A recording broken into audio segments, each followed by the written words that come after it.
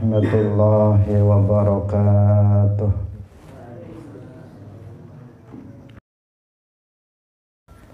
Hadirin hadirat rahimakumullah. Pagi hari ini kita masih melanjutkan pembahasan tentang puasa. Insya Allah kita akan membahas tentang rukun puasa.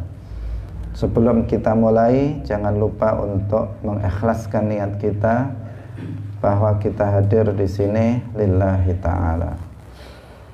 Qala al-muallifu rahimahullahu ta'ala wa yajibu at-tabyitu wa at-ta'yinu fin niyyati likulli yaumin. Wa yajibu lan wajib apa at-tabyitu nginepaken niat, wa ta'yinu lan nentokaken fin niyyati ing dalem niat likulli yaumin kanggo saben-saben dina. Wal imsaku lan ngeker anil jima'i saking jima', wal istimna'i lan istimna', wal istiqaa'ati lan amrih muntah, wa anir riddati lan saking riddah, wa an dukhuli ainin lan saking mlebune barang atau benda jaufan ing rongga, illa riqahu kejaba ludah utawa idune wong al khalis kang murni, at-tahira kang suci, min ma'dinihi saking panggonan metune riqahul khalis, wa alla yujanna lan yanta ora edan sapa wong, gendeng sapa wong, walau lahdzatan lan senajan ing dalem wektu sedhela, wa alla yuhma alaihi lan yanta ora semaput atau pingsan sapa wong, kullal yaumi ing dalem sekabehane dina. Hadirin hadirat rahimakumullah, rukun puasa ada dua. Rukun puasa cuman ada dua. Yang pertama adalah niat, dan yang kedua adalah menahan diri dari hal-hal yang bisa membatalkan puasa, mulai dari subuh sampai maghrib. Nah, jadi dua saja, niat dan menahan diri dari hal-hal yang membatalkan puasa. Yang pertama adalah niat. Dalam niat ini ada ketentuan-ketentuan yang harus diperhatikan agar sah niatnya. Karena ini adalah rukun dari puasa, tanpanya maka berarti tidak sah puasa itu. Maka harus diperhatikan bagaimana tata cara atau ketentuan-ketentuan dalam niat puasa. Yang pertama, bahwa dalam puasa fardu niat itu harus atau diwajibkan untuk tabyid dan ta'yin. Jadi diwajibkan yang pertama tabyid dan yang kedua adalah ta'yin. Apa artinya tabyid? Tabyid artinya niat itu harus dilakukan pada malam hari. Jadi niat puasa itu harus dilakukan pada malam hari. Dan seperti niat-niat yang lain, niat itu di dalam hati, niat puasa juga di dalam hati, dan itu harus dilakukan pada malam hari. Malam itu kapan? Malam itu mulai dari maghrib, tenggelamnya matahari keseluruhan, sampai dengan terbitnya fajar. Itu yang disebut malam.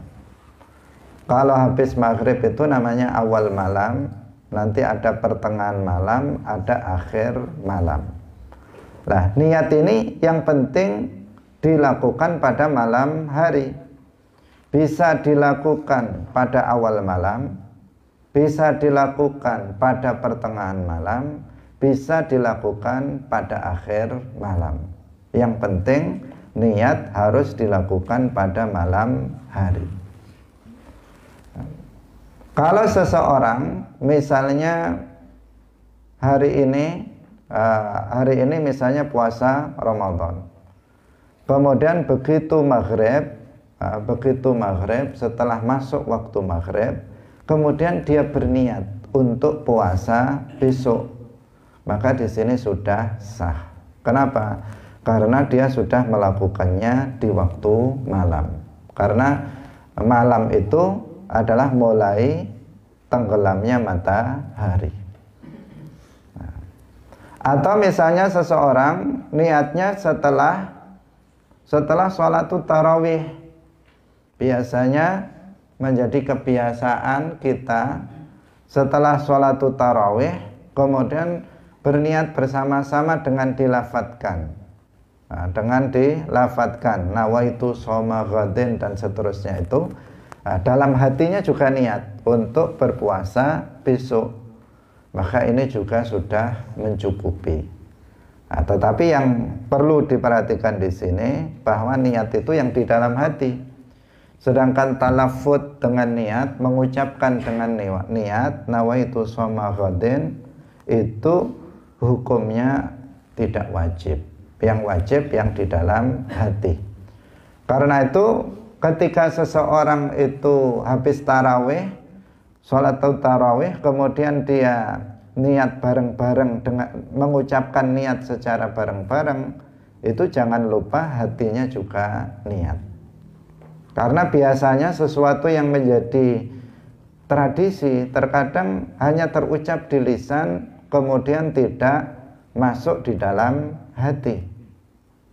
Karena sudah saking apalnya dan saking biasanya, pokoknya begitu selesai doa dari sholat tarawih, dari sholat witir, sholat tarawih kemudian sholat witir, setelah itu secara refleks dia mengatakan nawaitu shoma ghadin.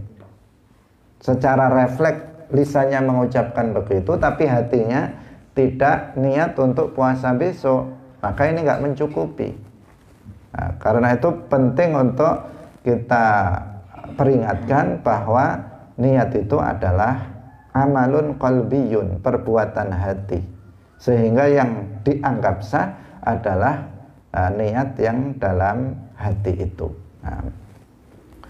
Dan niat ini disyaratkan tadi tabyid, dilakukan di malam hari. Bisa ketika setelah sholat tarawih, bisa tengah malam, bisa ketika sahur, dia niatkan dalam hatinya untuk berpuasa besok hari, puasa Ramadan untuk hari besoknya. Hadirin hadirat rahimakumullah. Kemudian yang kedua, disyaratkan dalam niat ini adalah ta'yin. Ta'yin itu menentukan macam puasanya. Puasa yang dia lakukan itu puasa apa? Apakah puasa Ramadan? Apakah puasa nazar? Atau puasa kafarah? Ini dalam apa? Kita bicara tentang puasa wajib. Puasa wajib itu ada kalanya puasa Ramadan, ada kalanya puasa karena nazar, seperti yang kita contohkan kemarin. Misalnya seseorang berkata, nanti jika saya sembuh dari penyakitku, maka saya akan puasa Senin dan Kamis selama 1 bulan, misalnya Senin dan Kamis selama 1 bulan. Maka di sini menjadi wajib. Kalau sudah puasa wajib, maka niatnya harus di waktu malam. Tidak hanya puasa Ramadan saja, termasuk puasa nazar, termasuk puasa kafarah, maka niat itu harus dilakukan di waktu malam. Yang tadi disebut tabyid, mulai maghrib sampai dengan terbitnya fajar shadiq.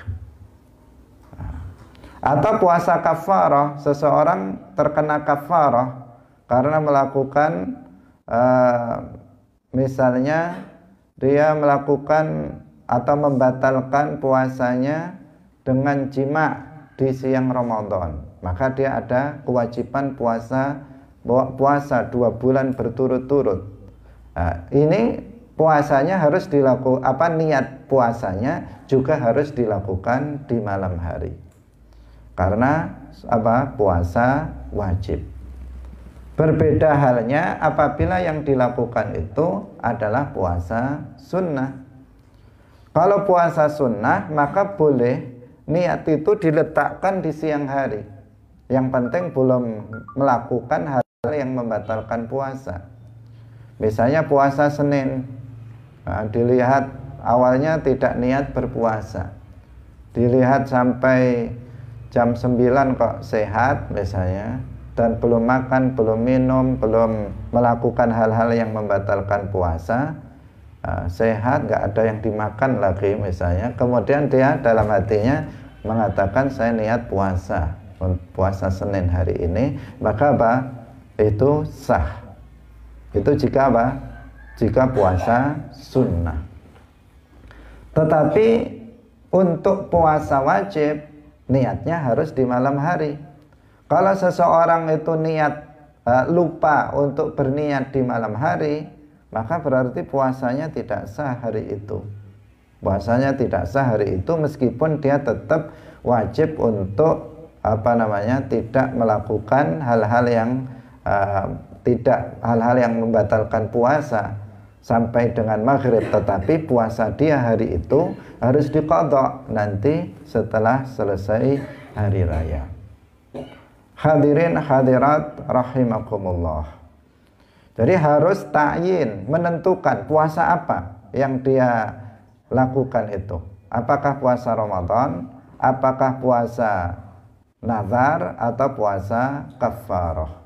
Dalam hati saya niat puasa Ramadan untuk besok, ditentukan seperti itu. Kemudian mu'alif menjelaskan di sini likulli yaum, artinya niat itu wajib dilakukan setiap hari. Tidak cukup niat puasa itu dilakukan sekali di awal bulan untuk 1 bulan penuh. Dalam mazhab Syafi'i itu tidak bisa dilakukan. Niat harus setiap malam. Puasa 1 hari diniati 1 kali. Misalnya untuk puasa besok diniati malam ini. Untuk puasa besoknya lagi diniati malamnya lagi, dan begitu seterusnya. Setiap malam harus niat untuk puasa besoknya. Tidak cukup dalam mazhab Syafi'i seseorang misalnya di awal Ramadan mengatakan saya niat puasa 1 bulan penuh misalnya. Itu tidak cukup, harus setiap malam niat itu dilakukan, tidak boleh dirapel di depan hanya 1 kali. Kenapa dalam mazhab Syafi'i ada ketentuan seperti ini? Karena puasa hari ini itu bukan puasa untuk besok. Puasa besok itu bukan puasa untuk besok lusa. Tidak, itu berbeda. Kenapa? Karena dipisah dengan melakukan sesuatu yang membatalkan puasa. Misalnya hari ini kita puasa, nanti maghrib kan kita makan minum, berarti kan sudah nggak puasa. Lah besok kan berarti puasa lagi, itu kan beda dengan puasa hari ini. Sehingga untuk besok juga harus diniati tersendiri. Sebagaimana kita sholat, misalnya kita sholat maghrib. Setelah kita selesai sholat maghrib, kita akan melakukan hal-hal yang membatalkan sholat.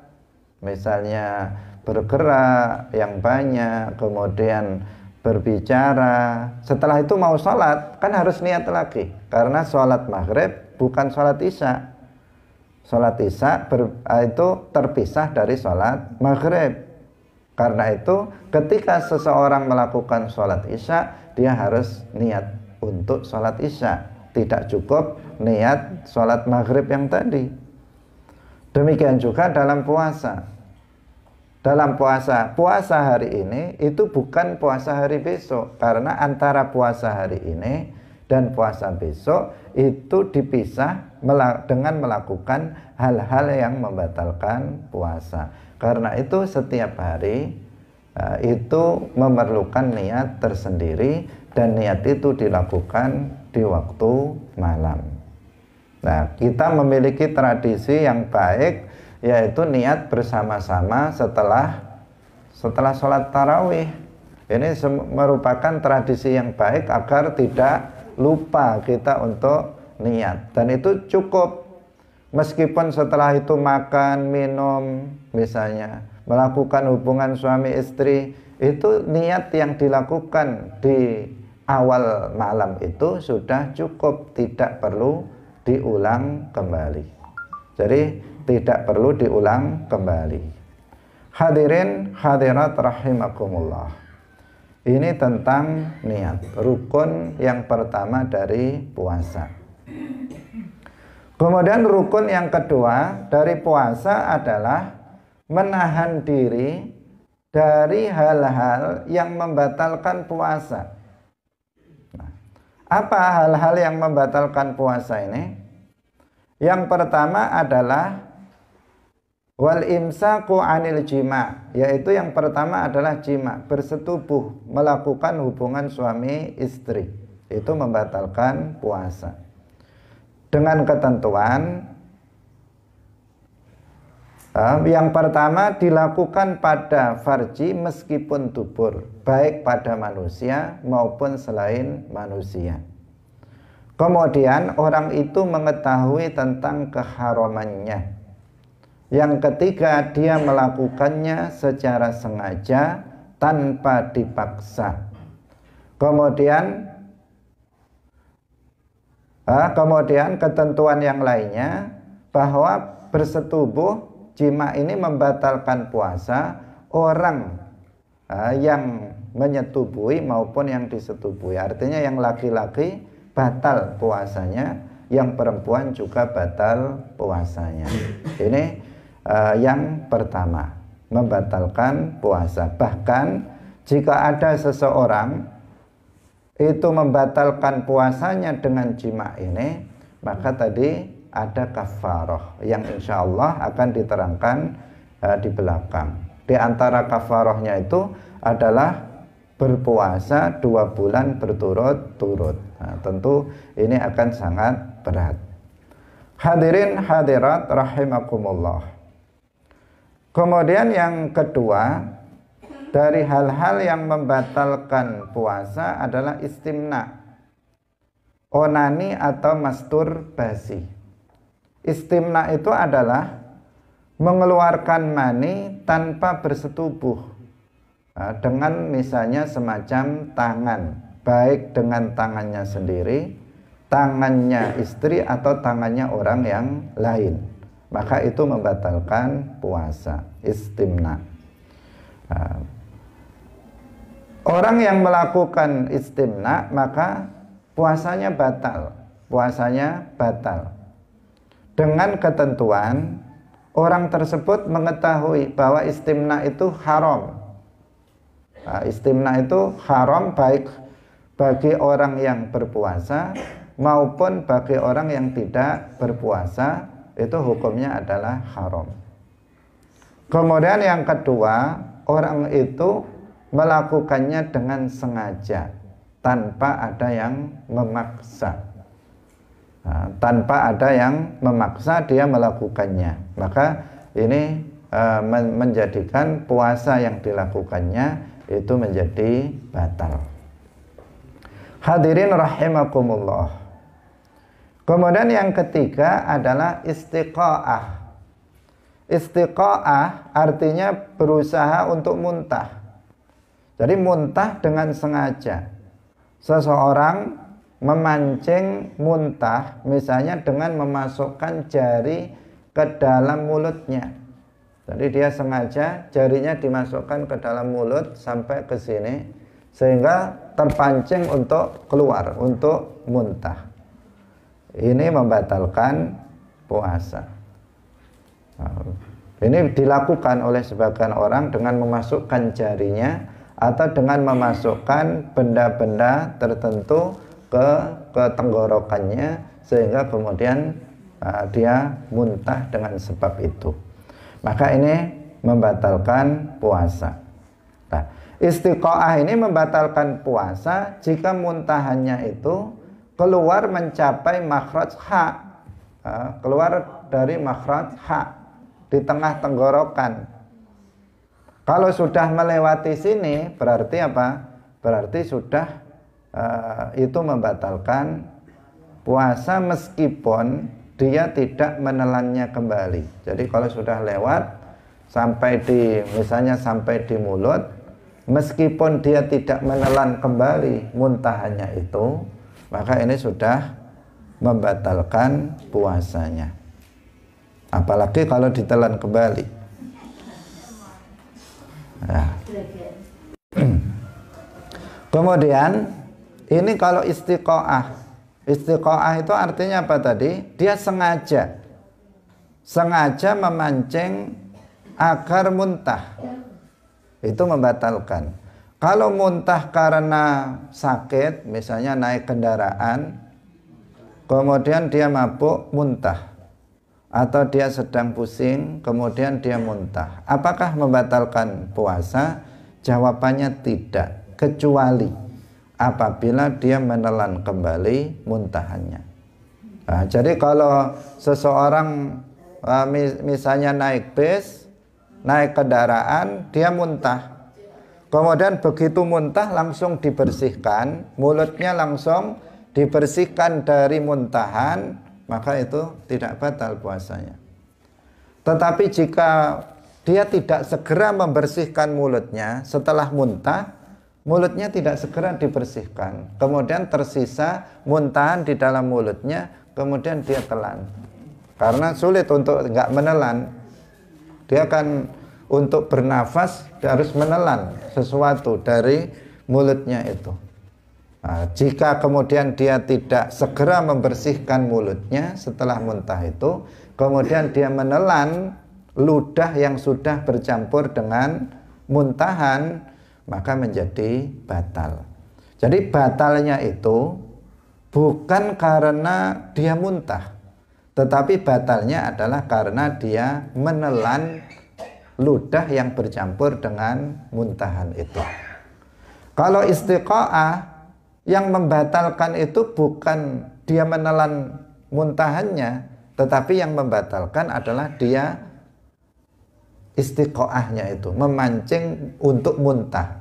Muntahnya itu yang muntah dengan sengajanya itu yang membatalkan, meskipun sehingga dikatakan meskipun dia tidak menelannya lagi, dia sengaja memancingnya, kemudian muntah, langsung dibersihkan, tidak ada yang ditelan, tetap batal kalau istiqoah. Tetapi jika muntah tanpa sengaja karena naik kendaraan atau karena pusing misalnya, maka di sini muntahnya tidak membatalkan puasa, tetapi jika dia menelan sesuatu dari muntahan itu, maka di sini menjadi batal puasanya, bukan karena muntahnya, tetapi karena dia menelan sesuatu dari muntahan tersebut masuk ke dalam rongga badannya. Hadirin hadirat rahimakumullah. Kemudian yang berikutnya adalah riddah. Yang berikutnya adalah riddah. Riddah seperti yang sudah kita jelaskan di depan, artinya adalah qat'ul Islam, membatalkan Islam, baik dengan keyakinan, perbuatan atau perkataan yang kufur. Karena riddah ini oleh para ulama dibagi menjadi tiga. Ada ar-riddah al-i'tiqadiyah, ada ar-riddah al-fi'liyah, dan ada ar-riddah al-qawliyah. Ar-riddah al-i'tiqadiyah artinya riddah keyakinan, letaknya ada di dalam hati. Letaknya ada di dalam hati. Seperti seseorang yang ragu-ragu terhadap adanya Allah, dalam hatinya mengatakan Allah itu ada apa enggak ya? Allah itu ada apa enggak? Misalnya dia mengatakan seperti itu, ragu-ragu, itu dia jatuh pada riddah keyakinan. Atau seseorang meragukan tentang kemahakuasaan Allah, dalam hatinya mengatakan Allah itu kuasa apa enggak? Allah itu kuasa apa enggak? Atau dalam hatinya dia meyakini bahwa Allah itu jisim, meyakini bahwa Allah itu bertempat, meyakini bahwa Allah itu beranggotakan badan. Orang yang meyakini seperti itu dalam hatinya juga jatuh pada riddah. Kalau dia sedang berpuasa, maka batal puasanya. Jika dia sedang berpuasa saat itu, maka batal puasanya. Meskipun dia langsung kembali lagi ke dalam Islam. Meskipun dia langsung mengucapkan 2 kalimat syahadat untuk kembali masuk Islam, maka puasanya telah batal. Hadirin hadirat rahimakumullah. Yang kedua adalah ar-riddah al-fi'liyah, yaitu riddah perbuatan. Riddah perbuatan itu seperti misalnya seseorang dengan sengaja membuang mushaf Al-Quran ke tong sampah. Dia tahu ini mushaf, dia sengaja membuangnya ke tong sampah. Nah, yang ini menunjukkan dia melecehkan terhadap Al-Quran. Atau misalnya dengan sengaja ada kertas yang berisikan ayat Al-Quran atau ilmu-ilmu syara, dengan sengaja dia membuangnya kemudian menginjaknya dengan kakinya. Maka di sini juga dia berarti telah jatuh pada riddah riddah perbuatan. Dia telah keluar dari Islam. Atau seseorang sujud kepada berhala, sujud kepada matahari, maka dia telah jatuh kepada riddah. Baik dengan tujuan ibadah atau tidak bertujuan ibadah, maka itu menjatuhkan dia dalam riddah, mengeluarkan dia dari Islam. Atau seseorang misalnya sujud kepada manusia dengan tujuan untuk ibadah, maka dia juga jatuh kepada riddah di sini. Namanya riddah perbuatan. Orangnya murtad. Orangnya apa?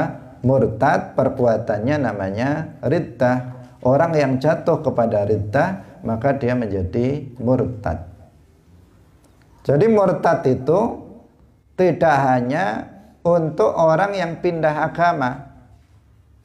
Sebagian orang memahami, dan ini pemahaman yang kurang tepat, mengatakan bahwa yang disebut murtad itu ya hanya orang yang pindah agama. Dulunya dia beragama Islam, kemudian dia menjadi beragama Kristen, menjadi beragama Katolik, Hindu, Buddha, baru disebut dia murtad. Kalau nggak pindah agama, maka nggak murtad. Ini tidak benar. Ada orang yang dia tidak pindah agama, KTP-nya tetap agama Islam, tetapi dia telah menjadi murtad karena keyakinannya yang kufur, karena perbuatannya yang kufur, dan seterusnya. Yang ketiga namanya riddah qauliyah, riddah perkataan. Riddah perkataan itu seperti orang yang dengan lisannya dia mencaci maki Allah. Dia mengatakan Allah itu zalim, Allah nggak adil. Dia mengatakan dengan lisannya Allah itu bodoh. Dengan lisannya dia mengatakan Allah itu misalnya tuli, Allah buta, dan seterusnya. Dengan lisannya dia mengatakan begitu, maka dia jatuh pada riddah. Atau seseorang mengatakan ini terjadi tanpa takdir Allah, dan seterusnya, dari ucapan-ucapan yang isinya adalah penghinaan terhadap Allah, itu adalah riddah. Atau penghinaan terhadap para malaikatnya, penghinaan terhadap nabi-nabinya. Misalnya dia mengatakan Nabi Yusuf itu ingin berzina. Dia mengatakan Nabi Adam itu seperti kera, dan sebagainya. Dia mengatakan Nabi Muhammad itu bodoh. Orang yang mengatakan seperti itu, maka dia jatuh kepada riddah ucapan. Dia menjadi murtad, keluar dari Islam. Hadirin hadirat rahimakumullah, maka kita harus berhati-hati. Kita wajib untuk menjaga Islam kita dari riddah. Bukan hanya semata-mata karena dia membatalkan puasa, tetapi lebih dari itu, riddah itu membatalkan Islam. Jadi bukan semata-mata dia karena, oh kalau puasa kita jauhi riddah, kalau nggak puasa nggak. Bukan seperti itu. Karena riddah ini membatalkan Islam. Membatalkan Islam itu artinya membatalkan seluruh kebaikan yang pernah dilakukan oleh manusia. Ketika seseorang itu misalnya dari mulai balik, dia sudah beramal soleh, dia sholat, dia puasa, dia zakat, dia bersedekah, dia baca Al-Quran. Kemudian ketika dia usia 60 tahun, dengan lisannya dia mencaci maki Allah, maka apa? Dia telah keluar dari Islam, batal Islamnya. Seluruh pahala yang pernah dia kumpulkan, seluruh kebaikan yang pernah dia lakukan, semuanya terhapus. Wa may yakfur bil imani faqad habita amaluh. Terhapus semua amal perbuatan baik yang pernah dilakukannya. Bukan hanya puasa yang batal, ya puasanya yang batal, tetapi seluruh pahala yang pernah pahala kebaikan yang pernah dia lakukan semuanya hilang, tidak tersisa sedikit pun. Maka wajib bagi kita untuk melindungi, untuk menjaga keimanan kita, Islam kita dari riddah. Caranya bagaimana? Ya diantaranya dengan kita belajar. Pada bab akidah beberapa bulan yang lalu telah kita jelaskan contoh-contoh riddah keyakinan, contoh-contoh riddah perkataan, contoh-contoh riddah perbuatan. Sudah kita jelaskan.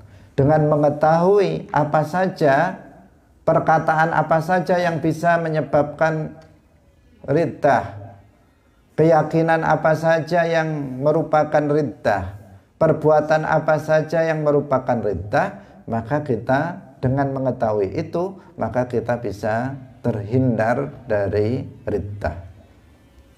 Tetapi seseorang yang nggak mengetahui apa sih riddah itu, dia tidak mengetahuinya, yang bisa mengeluarkan seseorang dari Islam itu apa? Dia tidak mengetahui, maka dia dikhawatirkan akan jatuh kepada riddah, baik dia mau atau tidak mau. Karena untuk jatuh kepada riddah ini, seseorang tidak harus tahu hukumnya. Seseorang tidak harus tahu hukumnya itu riddah atau enggak. Meskipun seseorang itu enggak tahu kalau itu riddah, tetapi dia melakukan riddah, maka dia jatuh pada riddah. Dia menjadi murtad meskipun dia tidak mengetahui hukumnya. Misalnya ada seseorang dengan sengaja apa? Dia menginjak-injak Al-Quran dengan telapak kakinya, dengan sengaja, tahu dan sengaja. Maka dia keluar dari Islam. Meskipun dia kemudian mengatakan, saya nggak tahu ya hukumnya kalau itu murtad. Dia mengatakan apa? Saya tidak tahu kalau itu hukumnya riddah menjadikan murtad. Meskipun dia tidak tahu, dia tetap menjadi murtad dan harus kembali kepada Islam dengan mengucapkan 2 kalimat syahadat. Meskipun dia tidak tahu. Karena dalam hadis disebutkan innal abda la yatakallamu bil kalimati la yara biha ba'san yahwi biha finnari sab'ina kharifa. Dikatakan di sini ada seorang hamba, seorang manusia yang dia mengucapkan kata-kata yang dia tidak tahu bahwa dalam kata-kata itu ada bahaya. Dia tidak tahu kalau itu haram, perkataan itu haram. Dia tidak tahu kalau perkataan itu adalah kufur, riddah. Dia tidak tahu. Meskipun tidak tahu, kata Nabi, yahwi biha, dia masuk ke dalam neraka dengan sebab perkataannya itu. Nah, nerakanya pun neraka yang paling dasar, yang jarak untuk jatuh dari atas sampai ke dasarnya memerlukan waktu 70 tahun. Nah, ini apa? Ini qa'ru jahannam, dasar neraka jahannam yang hanya dihuni oleh orang kafir saja. Jadi ada orang berkata-kata, dia tidak tahu kalau ini hukumnya murtad, kalau hukumnya riddah dia tidak tahu.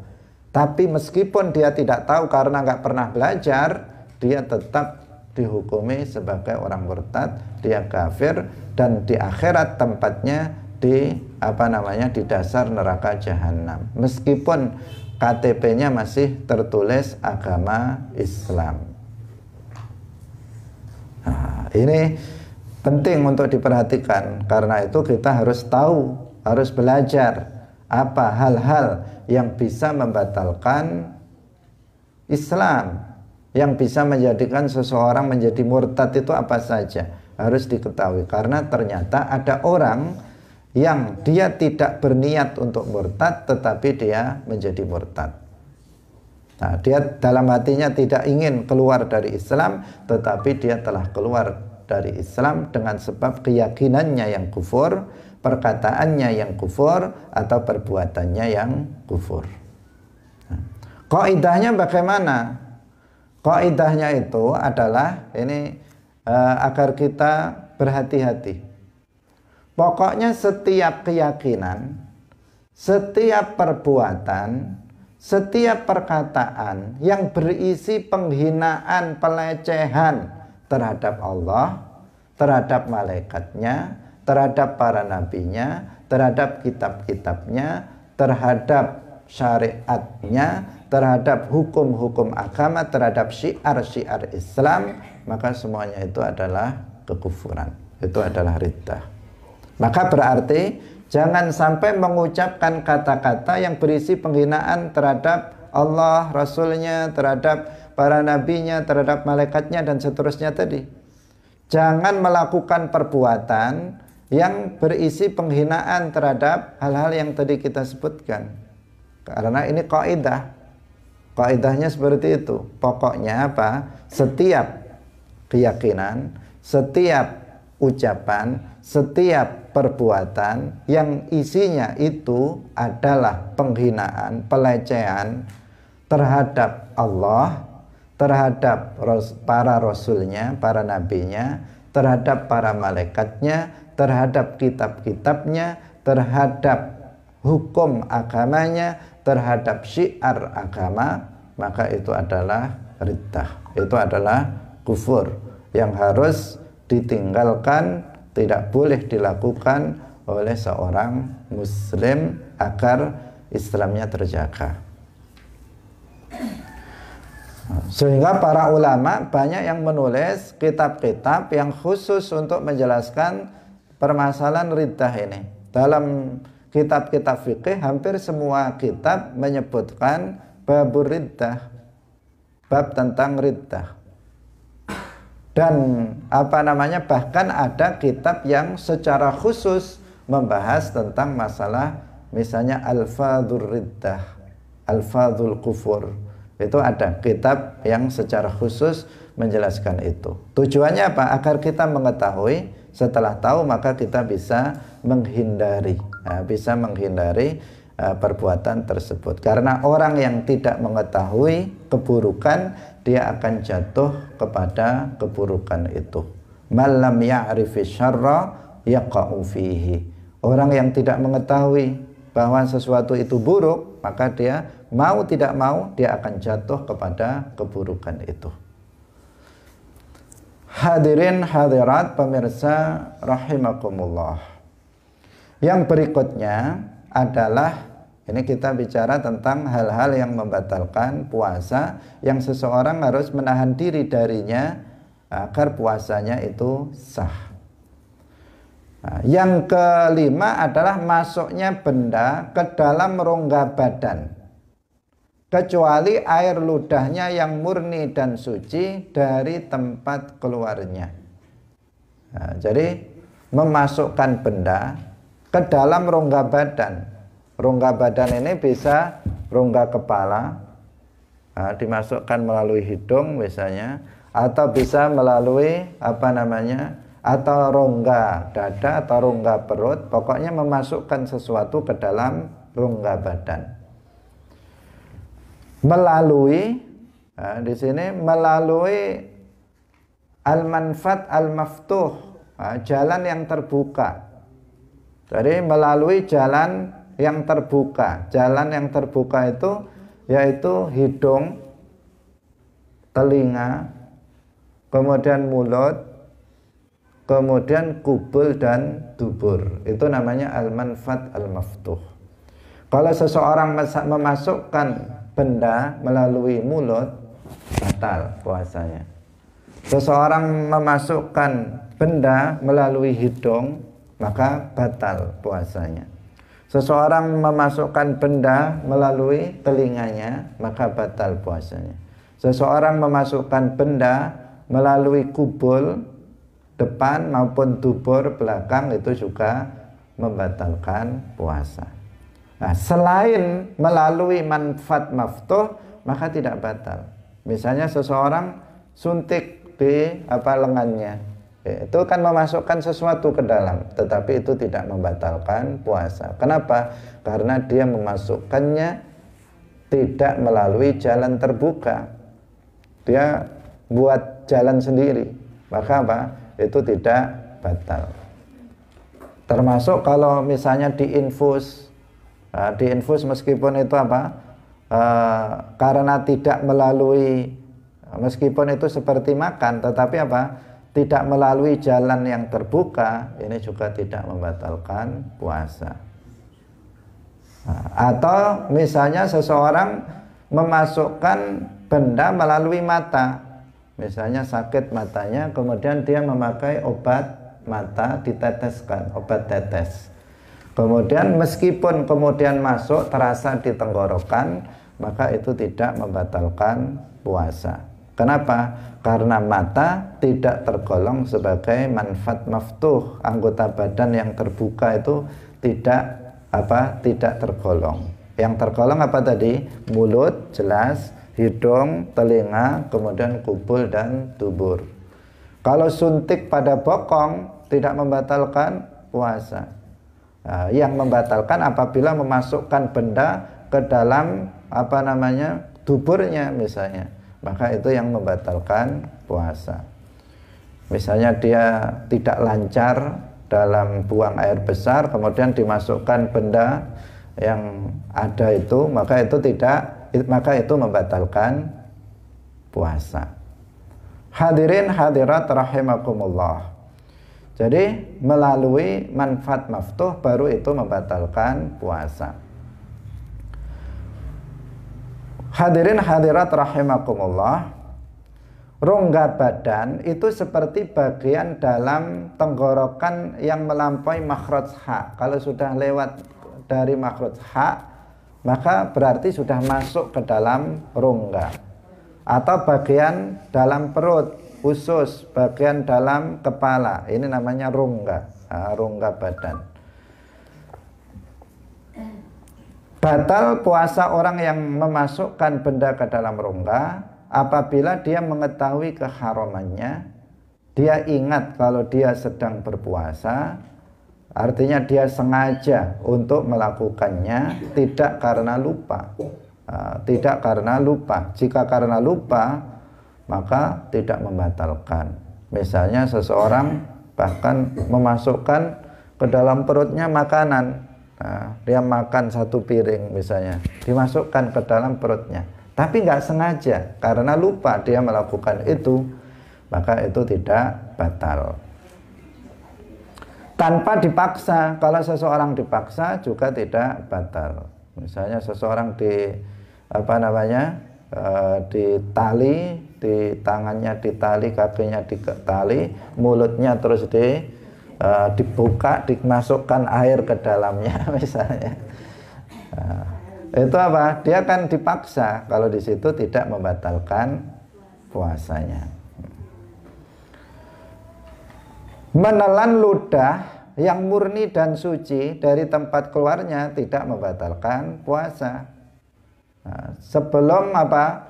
Sebelum air ludah tersebut terpisah dari mulutnya. Itu maksudnya. Jadi kalau ada ludah di apa namanya? Di mulut kita kan mesti ada ludah. Nah, ludah itu kalau dia memang masih murni itu misalnya tidak bercampur dengan darah. Misalnya kalau gusinya itu mengeluarkan darah, terus ludahnya campur dengan darah, kemudian ditelan, nah itu batal puasanya. Karena dia tidak menelan ludah yang murni, tetapi ludah yang bercampur dengan yang lain. Atau ludah campur dengan rokok, ludah campur dengan apa namanya, campur dengan bekas teh, kopi misalnya. Nah, maka itu berarti sudah bukan ludah murni. Kalau ditelan membatalkan puasa. Tapi kalau ludah murni, setelah sahur sudah dibersihkan mulutnya, bersih, sisa-sisa kopi, sisa makanan, sisa teh, semuanya, sisa rokok sudah bersih, kemudian ada ludah di dalam ini, ditelan, maka tidak batal puasanya. Tapi kalau tadi setelah sahur, dia tadi ngerokok, ngopi, habis itu apa? Habis itu dia nggak berkumur-kumur, dia tidak membersihkan mulutnya. Setelah subuh, ludahnya apa? Campur dengan rokok, campur dengan bekas kopi, kemudian dia telan, maka batal puasanya. Karena di sini apa? Dia menelan ludah yang sudah bercampur dengan benda lain. Tidak yang khalis, tidak yang murni. Kemudian yang dimaksud di sini, ludah di sini adalah ludah yang belum terpisah, yang belum terpisah. Kalau sudah terpisah dari mulut, sudah diludahkan, misalnya sudah di sini kemudian diminum lagi, maka itu batal karena sudah terpisah dari mulut. Yang enggak membatalkan itu ludah yang masih di dalam, kemudian ditelan kembali. Dan ludah itu pun ludah yang murni dan suci.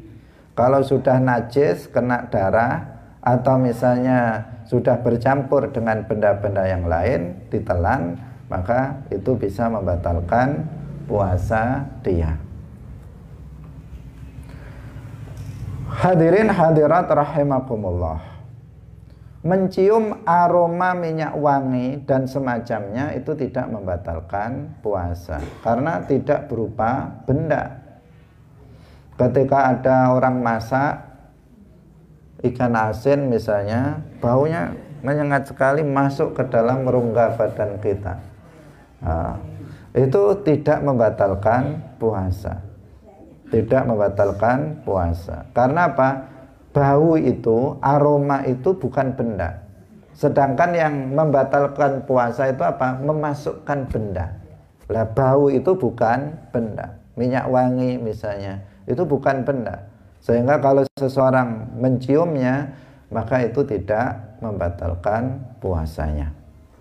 Demikian juga kalau orang yang masak mau mengicipi rasanya, diicipi sekedarnya kemudian diludahkan kembali, dikeluarkan lagi, itu tidak membatalkan puasa. Karena mencicipi hanya ingin tahu rasa, bukan memasukkannya ke dalam rongga. Tetapi kalau dia mencicipinya kemudian dia menelannya, maka tentu itu akan membatalkan puasa seseorang. Hadirin hadirat rahimakumullah. Ini hal-hal yang membatalkan puasa. Satu lagi yaitu gila. Gila, meskipun hanya sebentar, itu membatalkan puasa. Satu hari itu gila cuman 5 menit. Gilanya 5 menit saja.